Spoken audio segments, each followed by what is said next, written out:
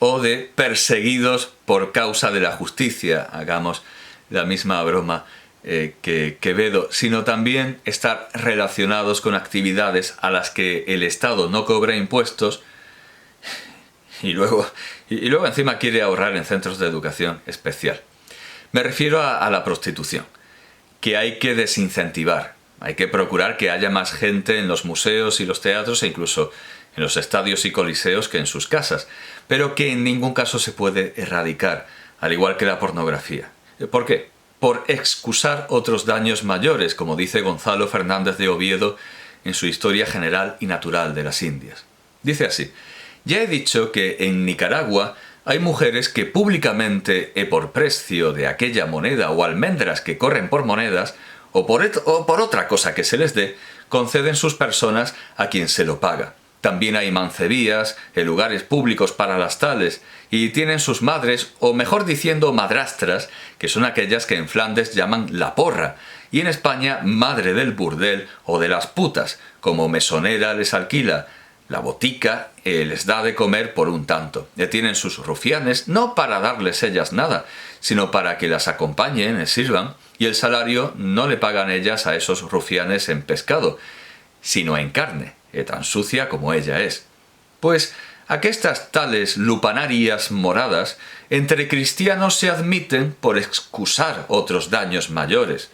No me parece mal que las haya entre aquesta gente, pues que hay cuilones, que cuilón llaman al sodomita. Pero nunca oí de otra cosa más donosa o viciosa y de bellaca generación que la que estos indios hacen, y es que en cierta fiesta muy señalada y de mucha gente que a ella se junta, es costumbre que las mujeres tienen libertad, en tanto que dura la fiesta, que es de noche, de se juntar con quien se lo paga o a ellas les placen, por principales que sean ellas y sus maridos. Y pagada aquella noche, no hay de ahí adelante sospecha ni obra de tal cosa, ni se hace más de una vez en el año, a lo menos con voluntad de licencia de los maridos, ni se sigue castigo ni celos ni otra pena por ello, como se siguió a las romanas de aquella su devoción o putería bacanal que castigó el Senado y el cónsul Postumio, como más largamente Livio la escribe, en el cual diabólico ayuntamiento había homicidios e adulterios e sodométicos, y tanto más que dice el mismo autor aquestas palabras: nunca jamás hubo tan gran mal en la república, ni que a tantos hombres tocase. ¿Qué será peor? Pregunto yo, ¿la regulación o la anarquía? Que el Estado se haya desentendido de la prostitución solo ha traído desprotección. Las leyes españolas insistían en que nadie entrase en las mancebías con armas.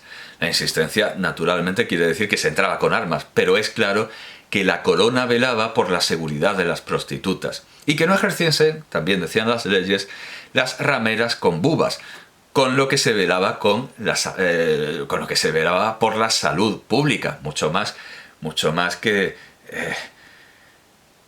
prohibiendo la heroína, sin que por ello dejase de haber conventos de arrepentidas y arrecogidas, precedentes de los liberatorios de la prostitución anarquistas, que también entraron en el Estado durante su breve tiempo en el gobierno. Richard Pryor se crió en un burdel y aún así logró ser el primer galardonado con el premio Mark Twain para el humor americano del Centro Kennedy, y no tuvo que devolverlo, a diferencia de Bill Cosby. Con todo, esto nos recuerda que hay ambientes familiares que no son los idóneos para la formación de nadie, y nos lleva a postular como poco la importancia de ese cuarto propio tan loado por Virginia Woolf. Aunque ahora los progresistas regresivos insistan en ese proverbio africano, seguramente nacido en Oropesa o Benidorm, según el cual para educar a un niño hace falta toda la tribu, el hecho es que es muy difícil ver cosas edificantes en una choza, iglú, como una hippie, con todas las disculpas para el gran director de cine Winterberg, familia numerosa o burdel. La intimidad, la serenidad y el silencio son importantes, aunque ciertamente si en esa intimidad hay internet, hay altas posibilidades de ver cosas mucho menos edificantes que las del burdel. Pero para eso existen los filtros, aunque son ampliamente susceptibles de mejora, al menos como inteligencia artificial. Muchas situaciones familiares disfuncionales se evitarían si cada ciudadano pudiera disponer de un cuarto propio, sin sufrir ataduras y connubios intratables e intolerables por mera dependencia económica, ni hacérselas sufrir a los menores a su cargo. El Estado, en cambio, deja el derecho a la vivienda en un desideratum, es decir, esas cosas que se ponen por poner, esos deseos de los que se quejaba Antoine Balthazar y Joseph Dondré. Dar una beca para libros sobre inclusividad de género o sobre que si se toman drogas hay que beber mucha agua al hijo de una familia desahuciada o de una pareja que se zurra todos los días porque no tiene otra posibilidad que compartir espacio, es poner una tirita a un esqueleto blanqueado al sol. En una película que muy probablemente inspiró Spetters, En el abismo, como se llamó en España a la película de 1979 de Jonathan Kaplan, con guión de Charles Stephen Haas y Tim Hunter, se parte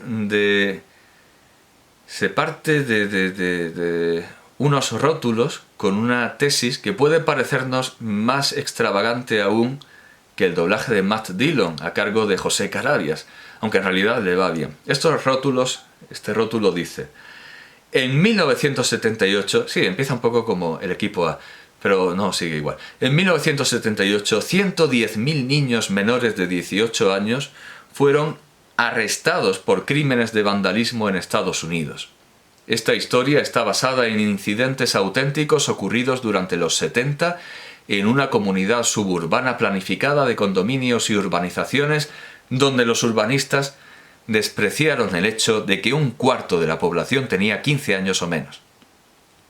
Algo de razón tiene. Bueno, la película, por supuesto, es absurda, refleja a unos niños disfuncionales, no necesariamente pobres, sino echados a perder porque tienen pocas posibilidades de ocio. Hay una escena en la que entran en clase y se dicen entre ellos... Bueno, Matt Dillon está comentando por el pasillo antes de entrar en clase que es un marginado y ahora la poli tendrá que ir a buscarlo a la calle y no al instituto. Soy un marginado.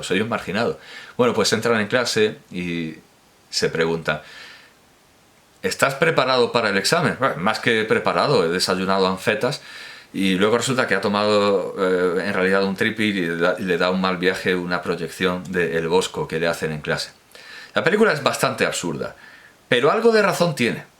Aunque no voy a caer en la ingenuidad de suponer que todos los problemas de la juventud se arreglarían con muralismo mexicano. Y tampoco dejo de ver que si una población está por degradar un espacio, degradará lo que se les dé. Si quiere degradarlo, lo degradará. Cosa aparte es el mundo socialista, con sus bloques brutalistas y sus parques y jardines brutalistas, todos iguales. Esos ya están degradados desde el principio, por puro feísmo.